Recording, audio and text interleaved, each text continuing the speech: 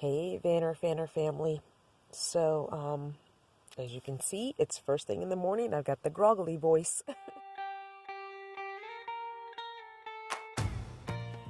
um, I was just here doing my morning routine where I post my black facts and I check on social media, I check YouTube comments, and I check email. I do that pretty much every morning and a little bit throughout the day.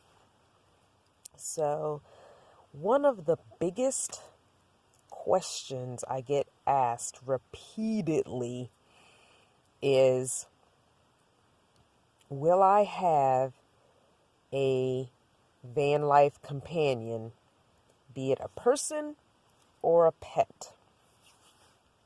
So I'm going to answer that question for you. So, here's my take on it. There are pros and cons to having a van life companion, be it a person or a pet. The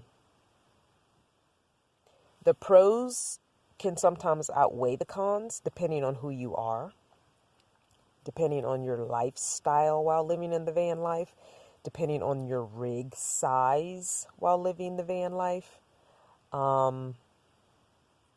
depending upon how much income you have. So, but for me personally, I think right now my cons are higher than my pros for both. I'm going to touch on the person part first. So having a van life companion, a person, which for me, I guess would be a guy, a man. I'm enjoying being by myself. I'm older now. I've been married twice. I have an adult child. I have a grandchild. I'm not looking for another husband. I'm not looking for a boyfriend. I do miss intimacy, physical intimacy with a partner, but other than that, I don't miss the stress and the drama and the dealing with another person's mess in my space. I don't miss any of that kind of stuff. I don't miss having to make decisions with another person. I can decide something at the last minute and do it because it's just me. I don't miss, having to share a space with another person who may not be as organized or as neat or as clean or as thoughtful as I am about where things go and putting things back when you're done with them. So I don't miss any of that. So none of that has been missed. None of that. I don't desire having any of that in my life.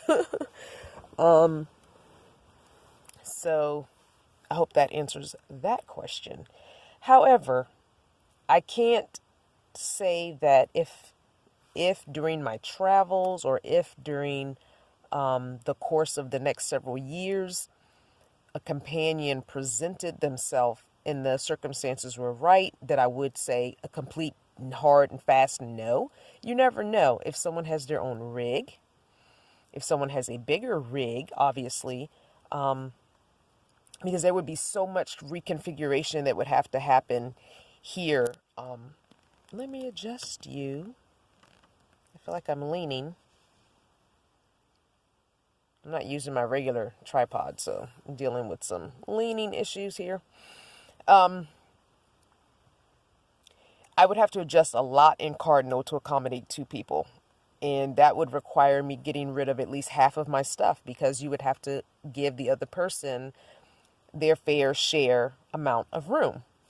And with me not having a higher top van and a wider van to accommodate a bed across the back, it doesn't make sense for two people to squeeze into a vehicle like this. Although I have seen it done, and I'm not saying it cannot be done, it can be, but the person would definitely have to be an extreme minimalist or be able to live that lifestyle quickly, because I can easily get rid of half my stuff and have no problem with it. But I would also need them to be able to downsize whatever they plan on bringing so that we could still live comfortably and not junk up the van, because I can't live in junk. I can't live with too much stuff. I can't live in chaos. So yeah, either that or we would need to sell both rigs and get something like a Class C where we would have the space to go together. It just wouldn't make sense to probably have two vehicles, two engines, two gas tanks to fill. You know what I mean? Like, that just doesn't make sense. And both be driving all the time, because you wouldn't be able to tow a van with a van. Like, that doesn't even make sense to do that. So yeah, who knows what the future holds. Now, as far as the pet part of it goes, at this point, I don't see myself with a pet, just because, like I said, it depends on your lifestyle. It depends on your rig size. It depends on you as a person. I personally don't want to have a pet in such a small space, a dog or a cat, because they need exercise and sometimes they want to move around in their homes. And I don't always want to go on a walk. So a pet forces you to have to walk at least 3 times a day with a dog, at the very least. I would say more. The bigger the dog, the more you're going to have to exercise it.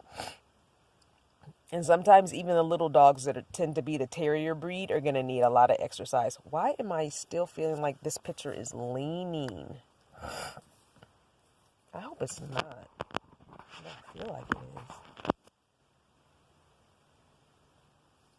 is. Anyway, I just feel like you have more responsibility with a pet than you do even a person, because honestly, I mean, an adult can figure it out on their own. You know, a pet is like having a kid. You are so totally responsible for all of their needs. For a cat, you'd have to have room for a litter box. I don't have room for a litter box. You have to have room for a dish, at least a water bowl to be out at all times. And then at least once or twice a day for a food bowl to be available to them. So I'm like, no, I don't have room for that. I don't want water spilling. I don't want to accidentally sit something down on a water bowl that I forgot was there, or have it tip over, or no, I'm not trying to do that. So yeah, a pet is out of the question. Although I've always wanted, if you've never heard of them, I'll try and find a picture and put it up on the screen. But I've always wanted one of those sugar baby gliders. Oh my gosh, I've been obsessed with those things for a really long time. And they're part of the marsupial family. And they're only about like this big. They can fit in your hand. And they kind of burrow in a pocket. If you make a pocket, or even if you wear a pocket on like a lanyard or a necklace, they will just burrow down inside the little pocket. They like to be close to you. They want to be on with you at all times. So I'm like, oh my gosh, I would love to have a sugar baby glider. Even that requires a little bit of space. Not as much as a cat or a dog, but it would still require a little bit of space. I'd have to figure out some sort of a cage or a container I could attach to the wall where it could sleep in when it's not with me. But yeah, so, and the thing about those is, if it were to get out in the van, it could easily get squished or squashed, in something or under the bed and die. So the smaller the pet, the more, you have to be afraid of it getting caught under the bed or in between a box or something, and, injuring itself, or, anyway, I don't want to think about that. So that's my opinion on a van life companion, person or pet. I'm not sure if any of it made any sense to you, but in my head it made sense. Anyway, it's still kind of early for me. I mean, I think it's like 6:30 or 7 maybe. I don't know. I think the sun just came up like maybe 30 minutes ago. So it's like 7 o'clock. Anyway, I hope you enjoyed today's daily dose. And if you are enjoying these daily doses, don't forget to get more content on Patreon for just $1 a month. And that's where you can get access to the podcast. Thanks for watching. I love you. Mwah.